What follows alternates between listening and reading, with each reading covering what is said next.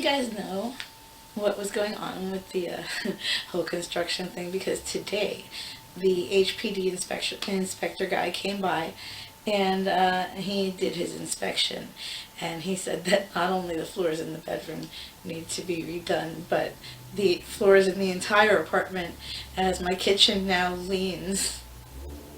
Uh, this shouldn't be funny, but it is. The, my kitchen floor leans, so if you put anything on my stovetop, you better hope there's no earthquake, because it'll shake down towards you. Uh, and I'm planning an event for my family here. This is hilarious. But not, in that kind of way that you want to, like, explode. Whatever. My family. Yes, that's right. Okay, so I have like a million different kinds of people from a million different walks of life that are family to me. And there were times where I have to like call one from another walk of my family to check on someone from the other for me, because they've needed the help that only that person could provide. But that person would do it because it was for me. And so because of this, they've become family. One or two people throughout my life, they've become family for it after the fact. And I kind of wanted to, because when my worlds collide, it freaks me out every once in a while. It has happened that way, where I'm at a theater with one friend, run into another friend from another walk of life, and it's like, oh shit, wow, how odd or awkward to see you here. This is also my aunt, and then turn around, my uncle from a whole other walk of life is just standing there like, oh shit, hi, you too, wow. I know you're used to seeing me in a t-shirt and jeans kind of way, but my cleavage actually happens to live on me too, and yeah, that, because I have to always make an excuse for these girls. They take up everything that I wear. All of that aside, I am putting together an event next month for my family, mine, all of mine. I'm inviting all of my family members together.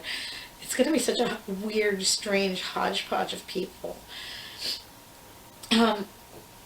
And also, I realize that there are close to 50 members of my family. And that's not including their children and whatnot. It's just 50 straight up members of my family. And I'm not worried about I'm not worried about whether or not they'll love each other, because eventually they will.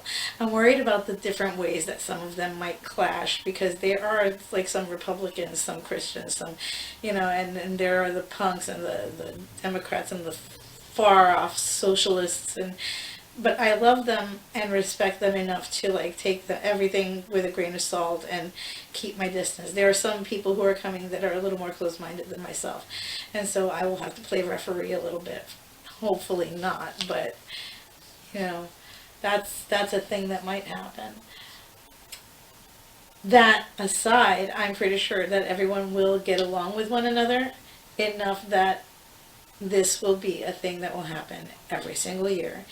And whoever did not come this year will come next year, and it will be appreciated, and it will become a family reunion thing. So I have named the event the Family Pre-Union, because they don't know each other. So it's a bunch of strangers coming together and becoming a family.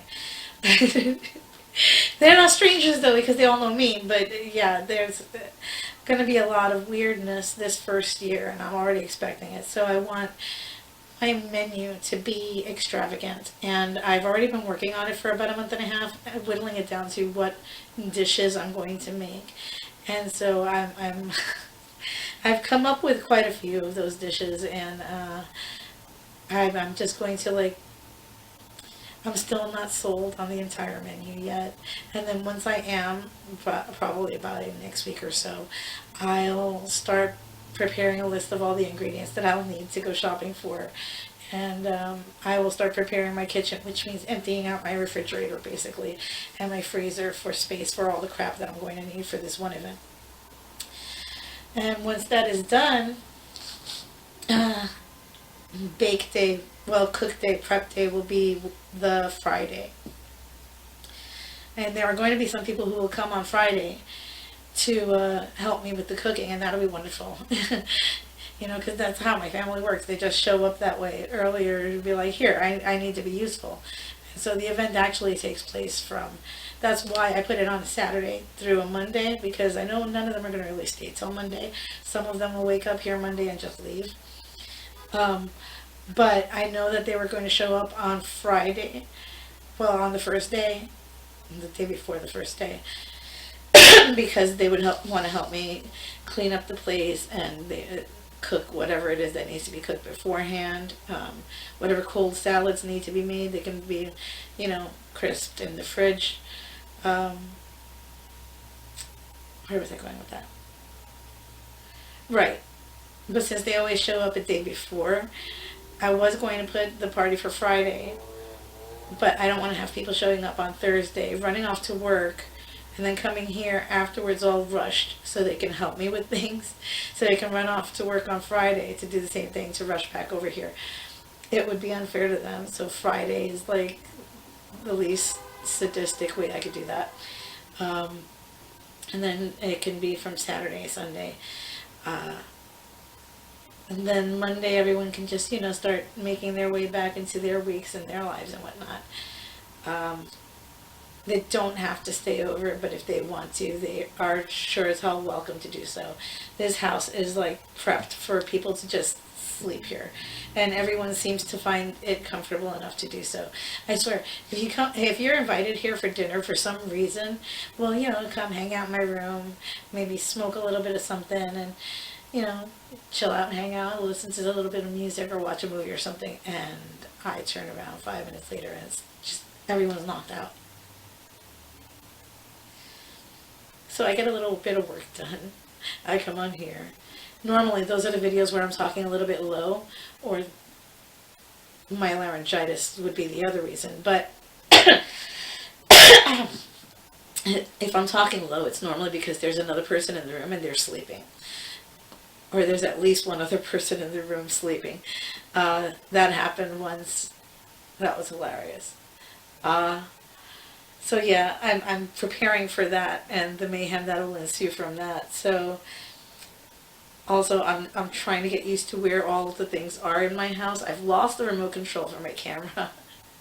So we're working on my shitty editing skills for a little while.